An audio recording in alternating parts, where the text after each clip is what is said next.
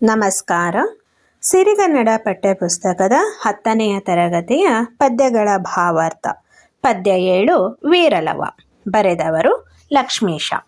ಮೊದಲನೇದಾಗಿ ಕವಿ ಪರಿಚಯ. ಲಕ್ಷ್ಮೀಶನು ಚಿಕ್ಕಮಗಳೂರು ಜಿಲ್ಲೆಯ ಕಡೂರು ತಾಲೂಕಿನ ದೇವನೂರಿನವನು. ಈತನ ಕಾಲ ಕ್ರಿಸ್ತಶಕ 1550. ಈತನಿಗೆ ಲಕ್ಷ್ಮೀರಮಣ, ಲಕ್ಷ್ಮೀಪತಿ ಎಂಬ ಹೆಸರುಗಳು ಇದ್ದು ಜೈಮಿನಿ ಭಾರತ ಎಂಬ ಪ್ರಸಿದ್ಧ ಕಾವ್ಯವನ್ನು ರಚಿಸಿದ್ದಾನೆ.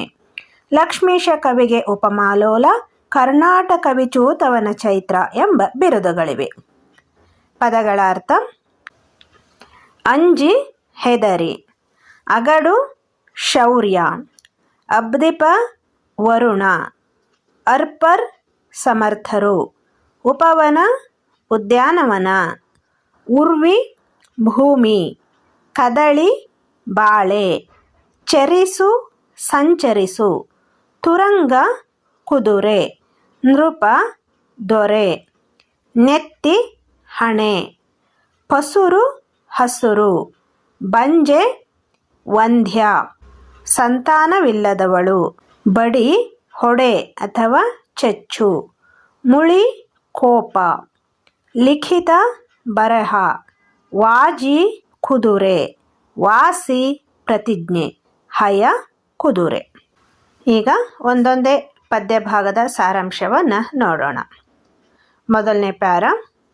ಬಲ್ಗಯ್ಯ ನೃಪರಂಜಿ ತಡೆಯದೆ ರಘುದ್ವಹನ ಸೊಲ್ಗೇಳಿ, ನಮಿಸಲ್ ಇಳೆಯೊಳ್ ಚರಿಸುತ್ತ ಧ್ವರದ ನಲ್ಗುದುರೆ ಬಂದು ವಾಲ್ಮೀಕಿಯ ನಿಜಾಶ್ರಮದ ವಿನಿಯೋಗದುಪವನದೊಳು ಪುಲ್ಗಳ ಪಸುರ್ಗೆಳಸಿ ಪೊಕ್ಕಡ ತೋಟಗಾವಲ್ಗೆ ತನ್ನೊಡನಾಡಿಗಳ ಕೂಡಿ ಲೀಲೆಮ್ಮಿಗೆ ಬಿಲ್ಗೊಂಡು ನಡೆ ತಂದವಂ ಕಂಡನರ್ಚಿತ ಸುವಾಜಿಯಂ ವೀರಲವನು.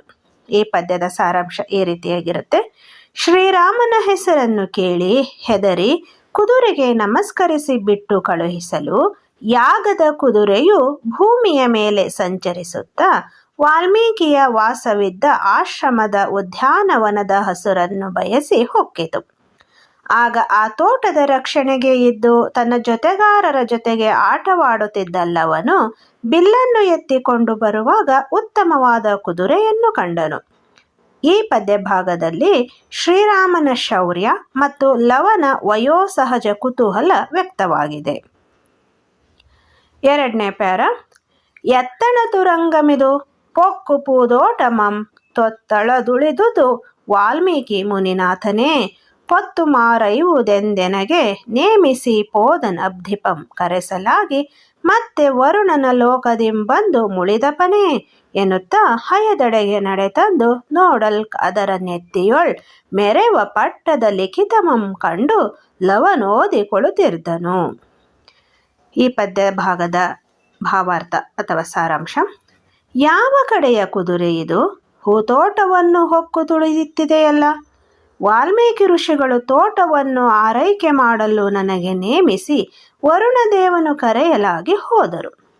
ಮತ್ತೆ ವರುಣನ ಲೋಕದಿಂದ ಬಂದು ಇದನ್ನು ನೋಡಿ ಕೋಪಗೊಳ್ಳುತ್ತಾರೆಂದು ಕುದುರೆಯ ಕಡೆಗೆ ಬಂದು ನೋಡಲು ಅದರ ಹಣೆಯ ಮೇಲೆ ಮೆರೆವ ಪಟ್ಟದ ಬರಹವನ್ನು ಓದಿಕೊಳ್ಳುತ್ತಿದ್ದನು.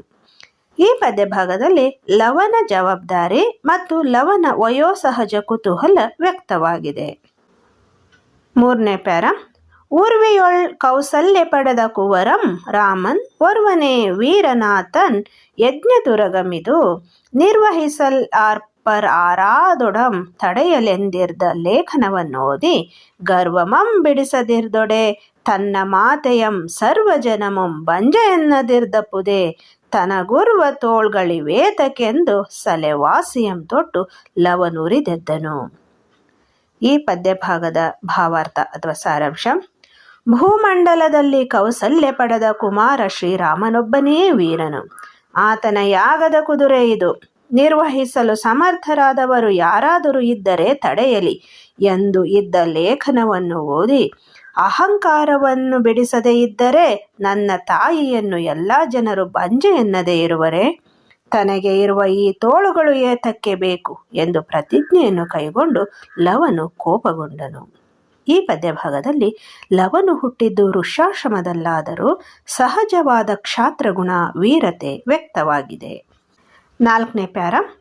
ತೆಗೆದುತ್ತರೀಯಮಂ ಮುರಿದು ಕುದುರೆಯ ಗಳಕ್ಕೆ ಬಿಗಿದು ಕದಳಿ ದ್ರುಮಕ್ಕೆ ಕಟ್ಟಲ್ಕೆ ಮುನಿಸುತರ್ಮಿಗೆ ನಡುಗಿ ಬೇಡ ಬೇಡ ಅರಸುಗಳ ವಾಜಿಯಂ ಬಿಡು ಬಡಿವರೆಮ್ಮನೆನಲು ನಗುತೆ ಪಾರ್ವರ ಮಕ್ಕಳಂಜಿದೊಡೆ ಜಾನಕಿಯ ಮಗನಿದಕ್ಕೆ ಬೆದರುವನೆ ಹೋಗಿ ನೀವೆಂದು ಲವನಗಡುತನದಿಂದೆ ಬಿಲ್ದಿರುವ ನೇರಿಸಿ ತೀಡಿ ಜೇಗೈದು ನಿಂತಿರ್ದನು. ಈ ಪದ್ಯಭಾಗದ ಭಾವಾರ್ಥ ಅಥವಾ ಸಾರಾಂಶ.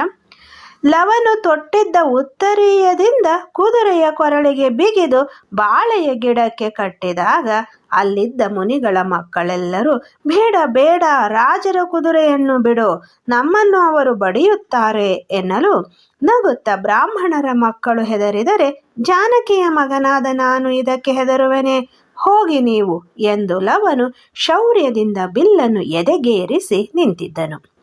ಈ ಪದ್ಯಭಾಗದ ಸಾರಾಂಶ. ಕಷ್ಟ ಸವಾಲುಗಳು ಬಂದಾಗ ಚಿಕ್ಕವರು ಅಸಮರ್ಥರು ಎಂದು ಕೂರದೆ ದಿಟ್ಟತನದಿಂದ ಎದುರಿಸಬೇಕೆಂಬ ಸಹಜ ಕ್ಷಾತ್ರಗುಣ ಸಾಹಸ ಪ್ರವೃತ್ತಿಯನ್ನು ಕಾಣಬಹುದು. ಇದು ವೀರಲವ ಪದ್ಯದ ಭಾವಾರ್ಥ ಅಥವಾ ಸಾರಾಂಶವಾಗಿದೆ.